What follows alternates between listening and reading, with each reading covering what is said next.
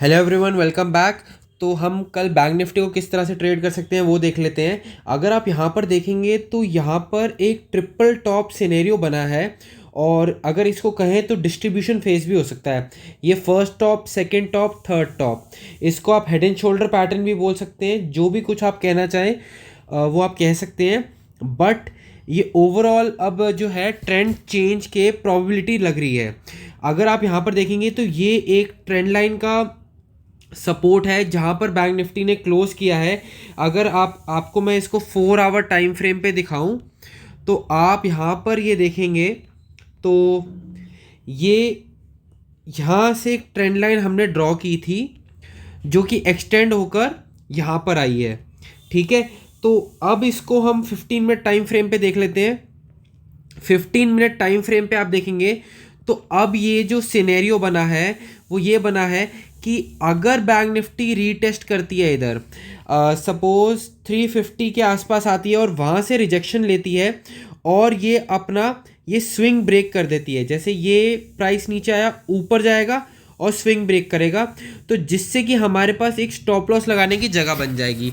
ठीक है, तो हमारे लिए जो टारगेट्स बन के आते हैं वो है 343,176 के आसपास का, और सेकंड जो हमारे पास टारगेट बन के आता है वो है 43,086 का।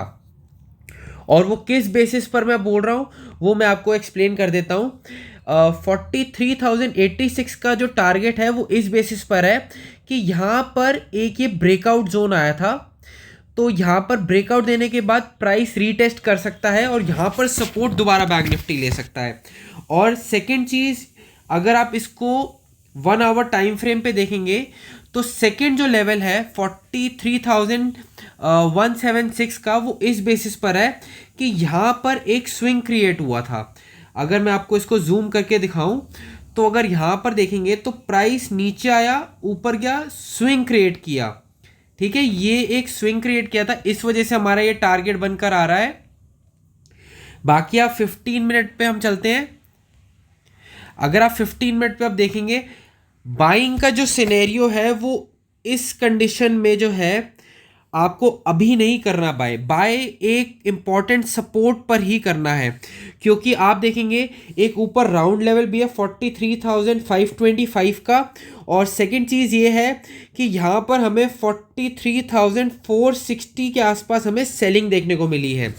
ठीक है, तो ये जो है हमारे लिए कंसोलिडेशन जोन है। यहाँ पर सेलर्स ने एक तरह से अक्यूमुलेट की अपनी पोजीशंस, तो अगर यहाँ पर हमें आज का लो ब्रेक होता हुआ नज़र आता है तो हमारे को 43,176 के टारगेट और 43,086 के टारगेट, और ज़्यादा अगर कंडीशन ये हो सकती है कि अगर यहाँ से अगर आपको रिवर्सल मिलता है और यहाँ पर स्विंग जो है वो हायर क्रिएट हो जाए, सपोज प्राइस यहाँ से रिवर्सल ले, नीचे आए और फिर ये अपना स्विंग ब्रेक करे, तो तब आपको बाइंग सिनेरियो में जाना है। और आपका जो टारगेट है 460 से लेकर 525 तक टारगेट आपका बन सकता है। गैप अप के सिनेरियो के अंदर ये वाला जो इंपॉर्टेंट लेवल है, अगर सपोज यहाँ पे गैप अप ओपन हो जाए और 460 से लेकर 525 के अंदर कुछ इस तरह से जोन बने और फिर ब्रेकआउट दे, तब आप नीचे का स्टॉप लॉस ले सकते हैं। वरना एक्सट्रीम केसेस के अंदर हम अगर डेली टाइम फ्रेम पर देखें तो हमारे को जो टारगेट्स देखने को मिल के आ सकते हैं वो हैं 43,705, 43,705, और नेक्स्ट टारगेट जो बन के आता है हमारे लिए 43,902 का। ये हमारे लिए टारगेट्स बनकर आ रहे हैं अपर साइड पे, अगर 525 कंसोलिडेशन के साथ ब्रेकआउट हो। क्योंकि अगर आप यहाँ पर देखेंगे एक और सिनेरियो यहाँ पर डेली टाइम फ्रेम पे ये बना है कि एक बुलिश ट्रेंड के बाद एक हमें स्पिनिंग टॉप कैंडल बनी है। स्पिनिंग टॉप का मतलब यहाँ से एक रिवर्सल आ सकता है, और रिवर्सल अगर आप फिबोनाची भी यहाँ पर लगाते हैं तो आपको, अगर यहाँ से मैं आपको प्रॉपरली लगा के दिखाता हूँ, अगर यहाँ पर आप फिबोनाची लगाएंगे तो आपको जो 23.6% का जो हमारा लेवल है, अप्रॉक्सीमेटली 43,126, जो कि इस लेवल के बीच का ही है। तो हमारे रफली टारगेट्स जो हैं बिल्कुल एक्यूरेटली इसी लेवल के बीच में आ रहे हैं। तो अगर ये लो ब्रेक हो जाए और क्या बोलते हैं फॉलो थ्रू मिले हमें, तो हमें 43,176 और 86 के टारगेट के साथ रेडी रहना है। और सेकेंडली अगर आप यहाँ पर देखेंगे तो ये वाला जो है 42,947 का जो लेवल है वो यहाँ पर एक ब्रेकआउट जोन था। और अगर आप दूसरा देखेंगे तो 903 38.2% का भी जोन है। तो इसी तरीके से हमें price action along with Fibonacci हमारे लिए डबल कंफर्मेशन मिल जाता है कि हमारे टारगेट एस्टिमेशन जो है वो अप्रोप्रिएट है या नहीं है। और अगर गैप डाउन के सिनेरियो के अंदर अगर आप 1 आवर टाइम फ्रेम पे जाएंगे तो गैप डाउन के सिनेरियो के अंदर आपको जो है ये ध्यान में रखना है कि जो आपका ये ब्रेकआउट जोन है 43,086, यहाँ पर अगर आपको कोई बुलिश फॉर्मेशन मिल जाए, सपोज हैमर कैंडल मिल जाए या डोमिनेंट बुलिश कैंडल मिल जाए, जो कि मैं आपको एक एग्जांपल भी दिखा देता हूं। अगर आप 5 मिनट की अगर कैंडल देखेंगे सर,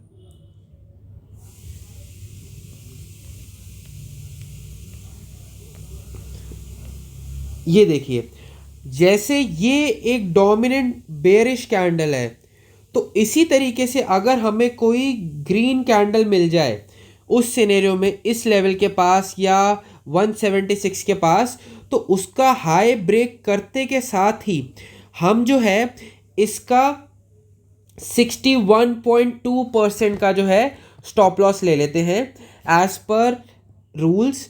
तो अगर 61.2% के आसपास आता है तो फिर हम एग्जिट कर लेंगे, वरना जो है हमारे टारगेट एस्टिमेशन जो होनी है वो नेक्स्ट स्विंग के आसपास।